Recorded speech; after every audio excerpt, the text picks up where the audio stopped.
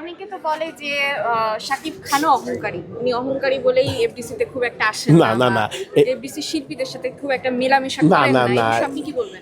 এটা ভুল ধারণা ভাই। সাকিব ভাই কোনো অহংকারী না, খুব ভালো মনের একজন মানুষ। এখন যদি আমি সাক্ষাৎকার দিতেছি আপনাদের মাঝে, ওইখানে দাঁড়ায় রয়েছে না সাকিব ভাই, এই হাসমত কেমন আছস, এই কথাটা বলে, হাসমত কেমন আছস, তো তার দরকার আছে। হ্যাঁ, সে ভালোবাসার খাতিরেই কিন্তু বলে। তার সাথে কিন্তু বাংলাদেশে আপনার মনে হয় মান্না ভাইয়ের দইরা কিন্তু সবচেয়ে, মান্না ভাইয়ের সাথে একটা ছবি করছি, কিন্তু সাকিব ভাইয়ের সাথে কিন্তু আমি বেশি ছবি করছি বাংলার জমিনে। তারপরে মনে করেন আদারওয়াইজ এই যে রুবেল ভাইয়ের সাথে 6-7টা ছবিতে অভিনয় করছি, আলেক ভাইয়ের সাথে করছি, তারপরে এই যে এই সাইমন, বাপ্পি, নীরব, ইমন টিমন, সবার সাথে 2-3টা করে ছবি, আরজু, সবার সাথেই কাজ করছি, কাজের মাধ্যমেই থাকি। কিন্তু আমি দেখছি যে সাকিব ভাইয়ের মতো মানুষ, অমায়িক একজন মানুষ, সে মনে করেন হয়তো দেখা গেছে সে হয়তো বড় কিছু নিয়ে ভাবে, মেগা স্টার যেহেতু বড় কিছু নিয়ে ভাবে, সেই জন্য আর কি সে সময় দিতে পারে না। সে তো আর মনে করেন এফডিসি আইসা, ওই মনে করেন কাজ নাই, আইসা কি ঘুরবো ভাই, এফডিসি আইসা ঘুরবো কোন? আচ্ছা, যে বলে যে সাকিব খানের সুপারস্টার মানতে চায় না, সে কি কমু, সে একটা হয়তো বোকার স্বর্গে বাস করে। তারে সুন্দর করে বললাম, বোকার স্বর্গে বাস করে, তার ছবিতেই চলে বাংলার জমিনে। আর যারা নাকি এবার ইসে সমান সমান, আপনার মনে করেন সাকিব ভাই, আপনি দেখেন কি ছবি আপনি চলে নেই, আপনার মনে করেন 50 কোটি টাকা ব্যবসা করছে। আর যেই লোকেরা বলে, তার এগেইনস্ট পার্টিরা বলে ভাই ভিউ বাড়ানোর লিগা, সাকিব ভাইরা নিয়ে একটা উল্টাপাল্টা কথা কইলে কিন্তু মনে করেন ভিউ বাড়বো, ভাইরাল হইব, সেই জন্য আর কি বলে।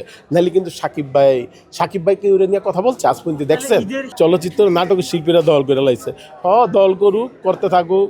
সাকিব খানের বাড়ির চোরে তুই পড়া জায়গা সবাই, সাকিব খানের ল্যাং মারছে, সব পড়ে গেছে। সাকিব খান কি ফিল্ম ইন্ডাস্ট্রির না, আমাকে চলচ্চিত্রের না, ল্যাং মাইরা দিছে, সব ফাইনাল হয়ে গেছে নাকি চলচ্চিত্রকে? হ্যাঁ, তারাও আসুক, তারা নাটকের শিল্পী, তারপরে সিনেমা শিল্পী, তারাও আসুক, তারাও সিনেমায় গেম করুক। আমরা চাই তারাও সিনেমায় সুপারস্টার হয়ে যাবে। সাকিব ভাই যেরকম একদিন হয় না, তিলে তিলে তিলে তিলে তিলে তিলে হয়েছে, এরকম করে হোক। যেমন কিছু নায়ক আছে আপনার, এই যে আইতাছে, এই মিডিয়ার থেকে আইতাছে, তারা যদি সাকিব ভাইয়ের নিয়ে কুটুক্তি করে কথা বলে, সেটা ঠিক না। আমার কথা কি, তারাও চলুক ভাই, তারাও তো একদিন সাকিব খান হইব না? অহংকার কাকে মনে হয়েছে? মান্না ভাইয়ের সাথে আমি একটা ছবি করছি, তারপরে সাকিব ভাই, তারপরে মনে করেন আরও কিছু শিল্পী আছে, এর ভিতরে সাইমন ডে মনে হয়েছে নিরহংকার।